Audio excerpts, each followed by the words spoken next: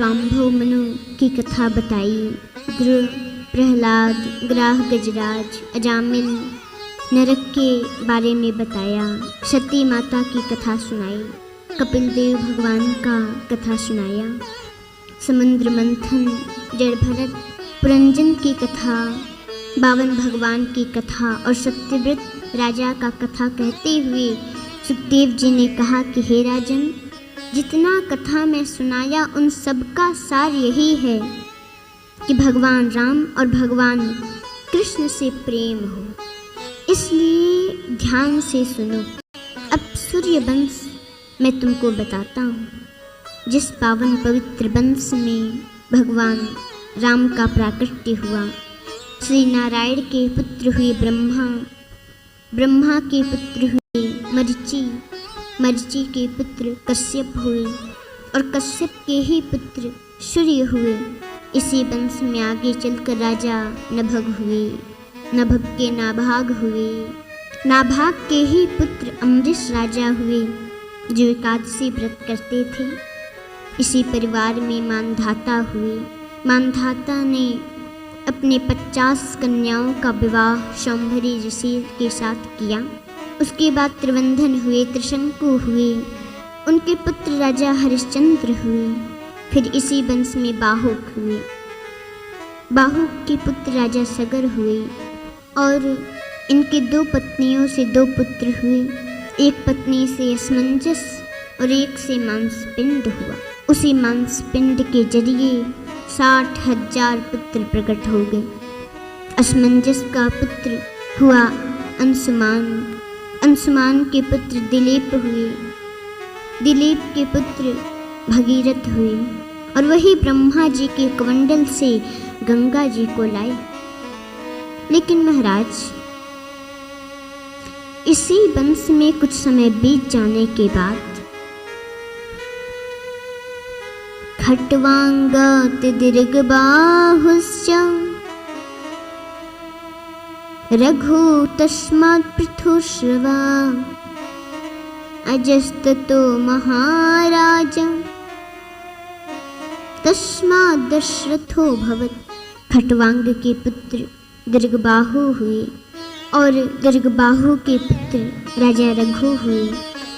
फिर रघु के पुत्र दिलीप हुए, जिनको पृथुसर्वा भी कहा जाता है। और इनके पुत्र हुए अज और उनके ही पुत्र कहलाए महात्मा दशरथ। ऐसा निर्मल जीवन और ऐसी उनकी मनस्थिति। अयोध्या के राजा थे, पर दशरथ का मतलब क्या होता है?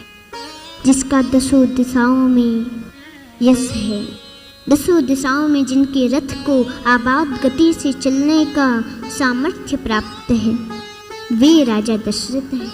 अवध की वे सम्राट हैं। पर अयोध्या का मतलब क्या होता है? जहाँ कभी युद्ध नहीं होता उसे हम अयोध्या कहते हैं।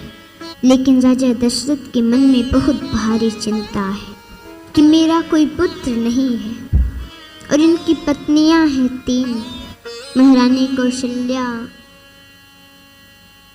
महारानी सुमित्रा और महारानी कैकेयी। पत्नियां हैं 3 पर पुत्र एक भी नहीं है।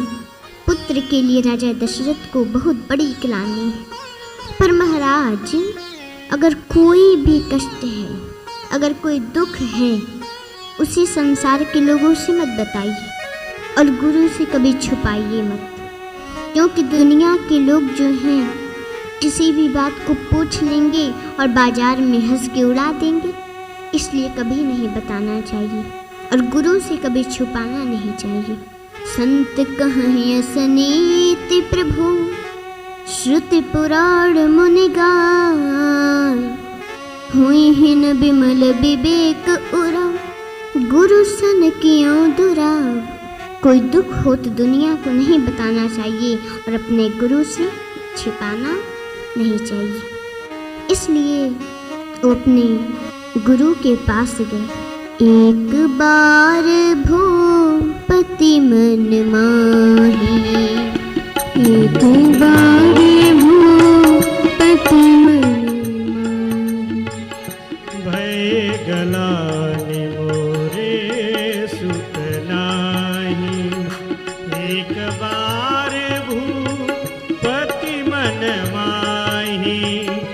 भये गलानी मोरे सुतनाई।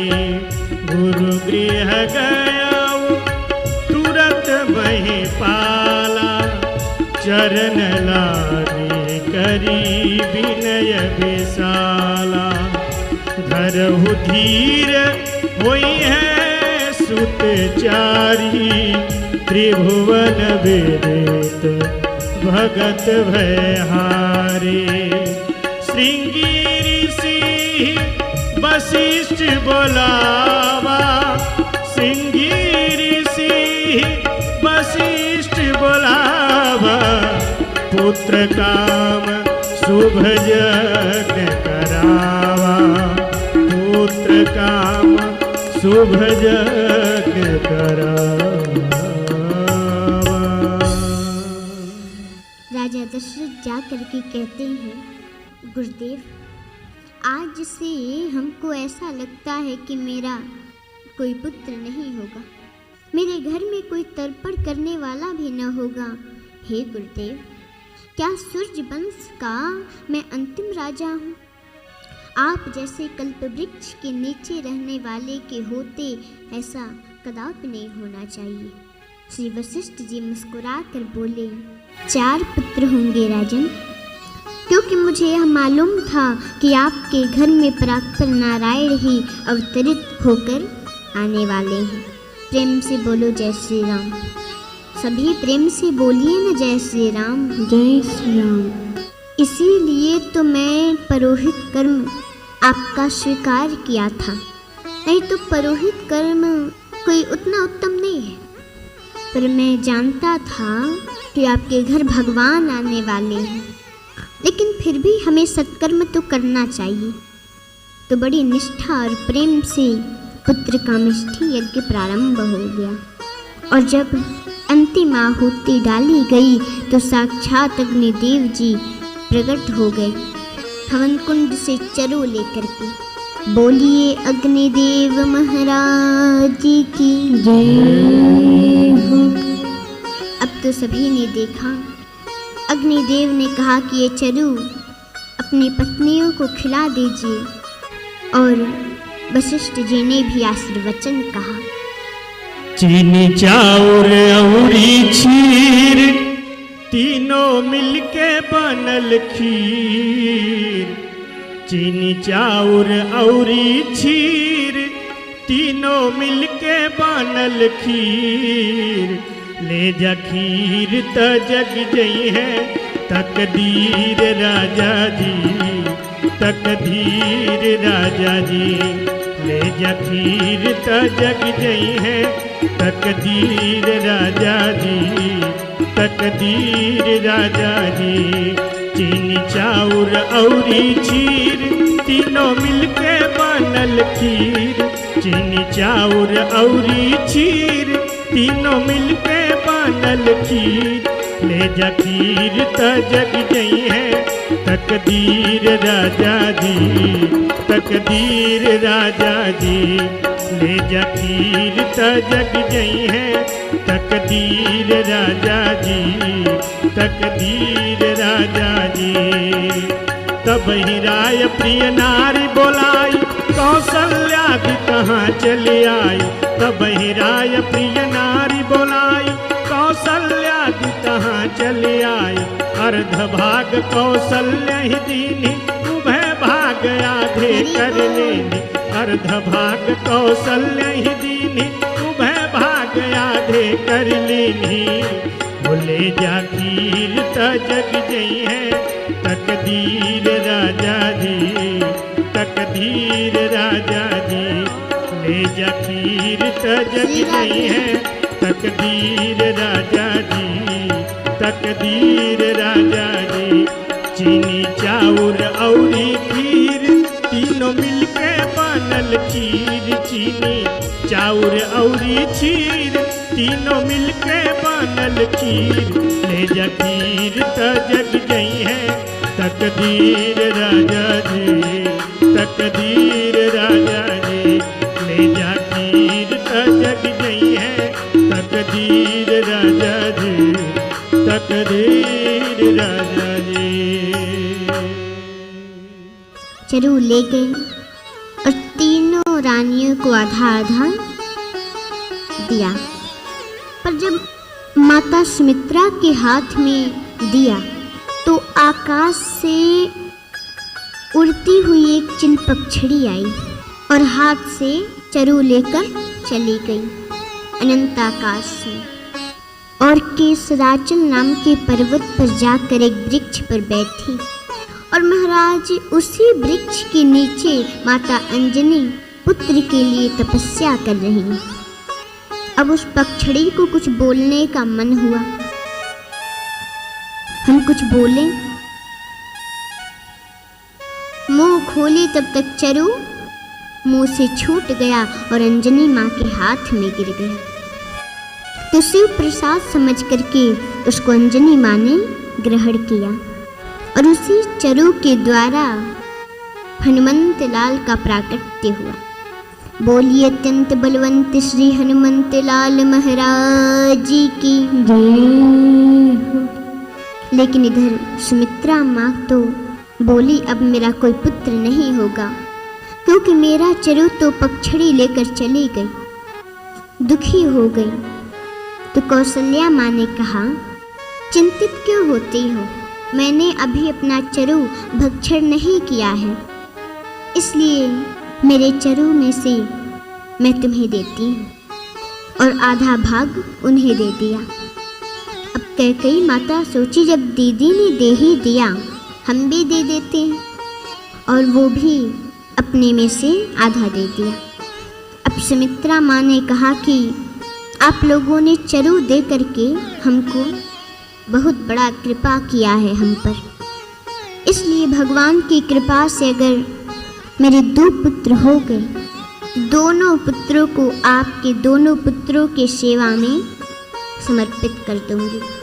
इसलिए लक्ष्मण जी राम जी की सेवा में रहे और शत्रुघ्न जी भरत जी की सेवा में रहे।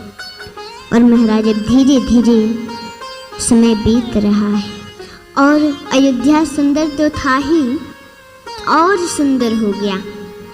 और आया चैत्र मास शुक्ल पक्ष 9वीं तिथि और दिन मंगलवार, और दिन के ठीक 12 बजे नारायण भगवान स्वयं कौशल्या पुत्र राम बनकर आए, विष्णु स्वयं कैकेयी पुत्र भरत बनकर आए, साक्षात शेषनाग जी लक्ष्मण बनकर आए और ब्रह्मा जी शत्रुघ्न बनकर आए।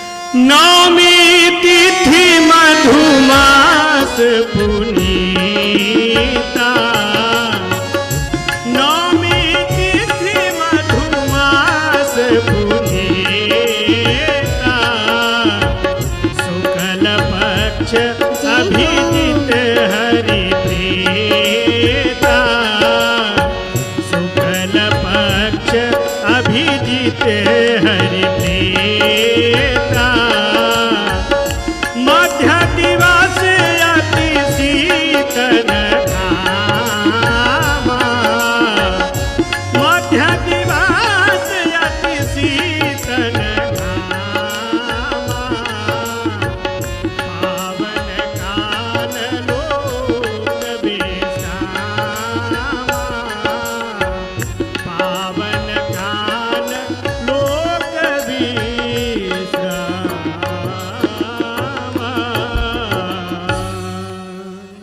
दिन के 12 बजे सूर्य अपने पूर्ण अर्घ अवस्था में थे और चारों ओर से महल बंद।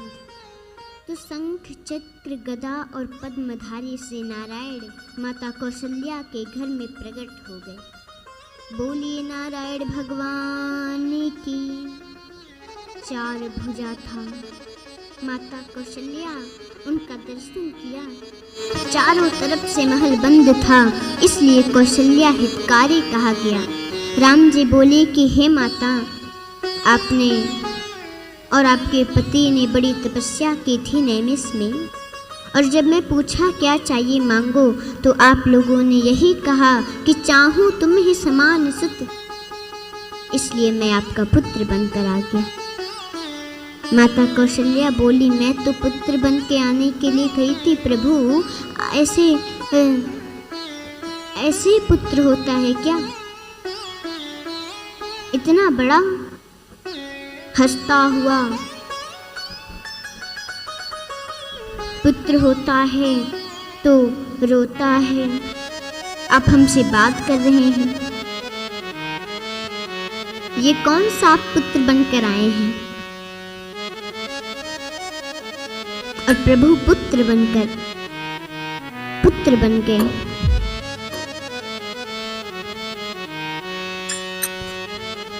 और माता उनका स्तुति करने लगी, उनके रूप को देख करके। भय प्रगट कृपाला दीन दयाला स्तुति की कौसल्या हितकारी हर्षित महतारी मुनि मनहारी अद्भुत रूप विचारी लोचन अभिरामा तनु घन श्यामा निज आयुध भुज चारी भूषण बनमाला नयन विशाला शोभा सिंधु खरारी कह तुई कर जोरी आस्तुति तोरी यही विधि करही अनंता माया गुण ज्ञाना तीत अमाना वेद पुराण भनंता करुणा सुख सागर सब गुण आगर यही गावही श्रुति संता शोभा महित लागी जन अनुरागी भयउ प्रगट श्रीकंता ब्रह्मांड निकाया निर्मित माया रोम रोम प्रतिवेद कहे मम उर शोभासी यह उपासी सुनत धीर मति थिर न रहे उपजा जब ज्ञाना प्रभु मुस्काना चरित बहुत विधि कीन चहे कही कथा सुहाई मातु बुझाई यही प्रकार सुति प्रेम लहे माता पुनि बोली सोमति डोली तजहु तात यह रूपा कीजे शिशु लीला अति प्रियशीला यह सुख परमयानूपा सुनि बचन सुजाना रोदन थाना वही बालक सुरभूपा यह चरित जे गावहि हरिपद पावहि तेन परहि भवकूपा यह चरित जे गावहि हरिपद पावहि तेन परहि भवकूपा विप्रधेनु सुर संतहिता लीन मनुज अवतार निज इच्छा निर्मित तनु माया गुण गोपार बोले बालकृष्ण लाल की जय। जय जय श्री राधे श्री राधे श्री राधे। आइए श्री कृष्ण भक्ति रस में डूबी श्रीमद् भागवत कथा के तृतीय दिवस के मध्य